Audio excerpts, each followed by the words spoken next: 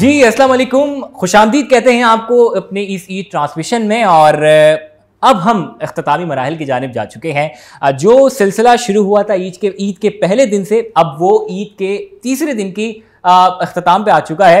और मेरे पास दो ऐसे मेरे टीम मेंबर्स मौजूद हैं जिनकी बग़ैर ये ट्रांसमिशन, ये कामयाब ट्रांसमिशन बिल्कुल भी मुमकिन नहीं थी। जिस तरीके से आप दिन रात काविशें कर रहे हैं, जिस तरीके से आप मेहनत कर रहे थे इस ट्रांसमिशन की कामयाबी के लिए, और ना सिर्फ ये ईद ट्रांसमिशन बल्कि रमज़ान में जो रूह रमज़ान हमारे पास पॉडकास्ट चली है मुसलसल 1 से 30 रमज़ान तक, उसमें आपकी खिदमत शामिल थी। रोज़ाना की बुनियाद पर जो आज की अच्छी बात के ज़रिए हम पैगामात लोगों तक पहुँचाते थे, उसमें आप लोगों की काविशें शामिल थीं। और इस ईद की ट्रांसमिशन के लिए आप दोनों हजरात की जो काविशें थीं वो बिल्कुल भी उनको भुलाया नहीं जा सकता और वो सर फहरिस्त रहेंगी। मेरे साथ मौजूद हैं इस ट्रांसमिशन के डायरेक्टर और हम सबके बड़े दिल के करीब हैं, मुमताज़ भाई। कैसे हैं आप? ईद मुबारक। अस्सलाम वालेकुम, आपको भी ईद मुबारक। कैसे हैं, कैसी तबीयत? अल्हम्दुलिल्लाह, अल्लाह का शुक्र। आप कैसे हैं? मैं बिल्कुल ठीक। मुमताज़ भाई के साथ ही तशरीफ़ फरमा है। बड़े छोटे से हैं, मासूम से हैं, लेकिन बड़े ज़हीन हैं। किस तरीके से काम करना है बखूबी जानते हैं। और जिनकी सरबराही में काम कर रहे हैं उनके साथ रह रह के इनको अब इस बात का अंदाज़ा हो गया है कि अगर ये गलती कर दी तो पीछे से मुझे ये जुमला मिलेगा। तो इस जुमले के खौफ ने इनको बहुत कुछ सिखा दिया है। अली हुसैन हमारे साथ मौजूद हैं और आप पोस्ट प्रोड्यूसर हैं हमारे। अली, कैसे हैं आप? अस्सलाम वालेकुम, ईद मुबारक। वालेकुम सलाम, आपको भी ईद मुबारक। अल्हम्दुलिल्लाह ठीक। आप दोनों बड़े थके हुए लग रहे हैं। 3 दिन की कोशिशें थी, पहले दिन से लेके 3 दिन तक तो ये ईद ट्रांसमिशन थी, इससे पहले रूह रमज़ान था। थकन तो होती होगी, मगर एक जोशो खरोश भी बढ़ता होगा कि कुछ सीखने का, कुछ नया करने का। कुछ शेयर करना चाहेंगे मुमताज़ भाई? जी जी बिल्कुल भाई, टेंशनें होती हैं। पहला काम था तो मज़ा आया माशाल्लाह। अब जैसे आपने देखा कि रूह रमज़ान हमने किया, 30 दिन चला हमारा, माशाल्लाह बहुत अच्छा चला। उसके अलावा ये ईद का तीसरा दिन है, इसके पीछे भी बहुत मेहनत हुई। कैमरे के पीछे खड़े थे हम, अब कैमरे के आगे आए हैं। आपका बहुत शुक्रिया। और इसमें आपकी भी मेहनत थी। तो देखें, मुश्किलें तो आती हैं, लेकिन ये है कि बंदा काम करे। अब ये नहीं कहे कि यार ये मेरे से नहीं होगा। आप काम जब तक करेंगे नहीं तो काम नहीं होगा। हिम्मत करें, इंशाल्लाह अच्छा होगा। अली, आपकी तरफ आते हैं। अली, बड़ा मुश्किल काम होता है जो काम आप कर रहे हैं, वो बहुत टाइम टेकिंग होता है। और इसके अलावा जो है वो मैं समझता हूँ कि सारी चीज़ें अपनी जगह, लेकिन जो रिज़ल्ट निकल के आना होता है वो एक एडिटर के हाथ में होता है।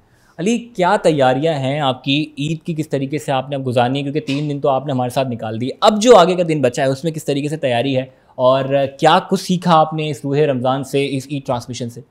बस यही है, जैसा मुमताज़ भाई ने फरमाया कि हमें हिम्मत करनी चाहिए हर काम के लिए। शुरू में लग रहा था कि ये बहुत ज़्यादा कॉम्प्लिकेटेड होगा सारा काम, लेकिन जैसे जैसे करते गए वैसे स्पीड भी बढ़ती गई। रूह रमज़ान भी निकल गया, इसी तरह ईद के 3 दिन भी निकल गए। अब इंशाल्लाह जाके फैमिली को टाइम देंगे।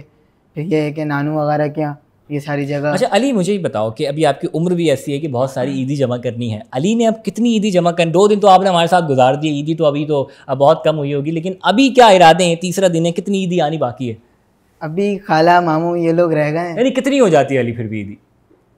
होता ये है कि घर के बड़े हैं तो फिर बाबा मम्मा को ही देते हैं। अच्छा, अली जो है वो घर के सबसे बड़े हैं, इनसे छोटे इनके भाई बहन हैं, तो सबसे बड़े भाई ये हैं तो कुर्बानी तो देनी पड़ती है। लेकिन फिर भी अली के अंदाजे के मुताबिक कितनी हो जाती है फिर भी ईदी दे दिला के भी? कितनी बच जाती है, बचत हो जाती है? 2 से 2.5, इससे ज़्यादा नहीं। आए हाय हाय, चले बड़े भाई हैं, कुर्बानी देते हैं भाई। तो मुमताज़ भाई, आपका क्या है, किस तरीके से ईद सेलिब्रेट करते हैं? ईदी वगैरह किस तरीके से तकसीम होती है? देखें, हमारी फैमिली तो गाँव में रहती है, तो अब जब हम यहाँ से छुट्टी पे जाते हैं तो ईदी अब लेते तो नहीं, अब हम देते ही हैं। बच्चे हैं, सबसे छोटी मेरी बेटी है माशाल्लाह, तो वो तो सबसे पहले आती है। और उसके अलावा कभी छुट्टी हम नहीं भी जाते ईद पे, हम ईद इधर ही गुजारते हैं। तो इधर जो होता है वो फिर ये होता है कि ईद नमाज़ पढ़ी और उसके बाद सो गए। वो कराची की तुम्हारी फिर ऐसे गुजर जाती है। अच्छा मुमताज़ भाई, अब होता यह है कि चूँकि आपकी छोटी बेटी भी है और वो जाहिर सी बात है आपकी उनसे रोज़ाना की बुनियाद पे वीडियो कॉल पे बात भी होती रहती होगी।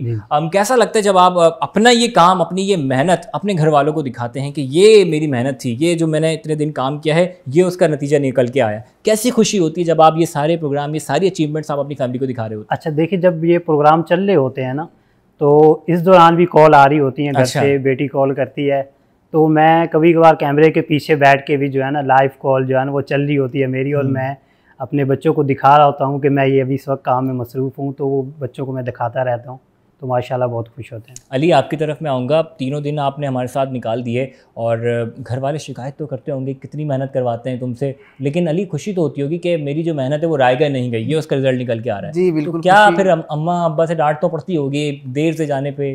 खुशी होती है, लेकिन अम्मा अब्बा को फिर अपना काम दिखा देते हैं कि ये देखें ये रिजल्ट आया है, ये इस तरह पहले शूट हुआ था।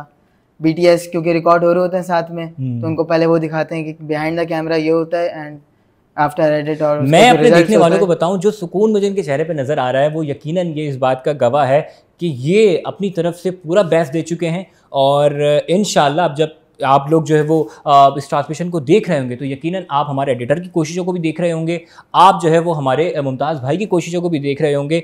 तो बहरहाल ये हमारे इस टीम का अहम हिस्सा है और इनके बगैर जो है वो ये सारी चीज़ें बिल्कुल भी मुमकिन नहीं थी। मैं प्रोग्राम को अब अख्ताम की जानिब लेके जाऊँगा, हमारी ट्रांसमिशन को अख्ताम की जानिब लेके जाऊँगा। मैं फ़र्दन सबको शुक्रिया अदा करूँगा।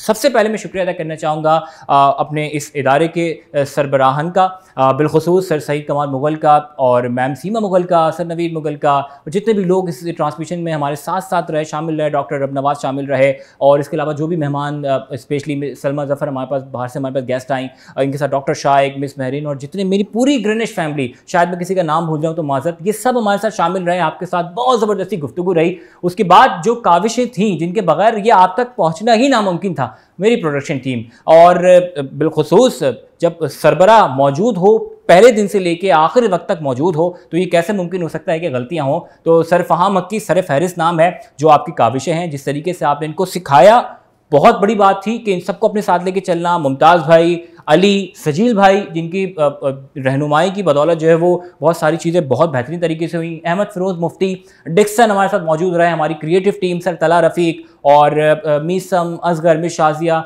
जितने भी लोग जिस इस ट्रांसमिशन में, बिलखुसूस एडमिन के हमारे तारिक भाई, हमारे शाहिद भाई, जुनेद साहब, जिन जिन लोगों ने जिस तरह भी इस ट्रांसमिशन में अपना हिस्सा शामिल किया है, उन सब का बहुत शुक्रिया। आप सबके लिए ढेर सारी दुआएं।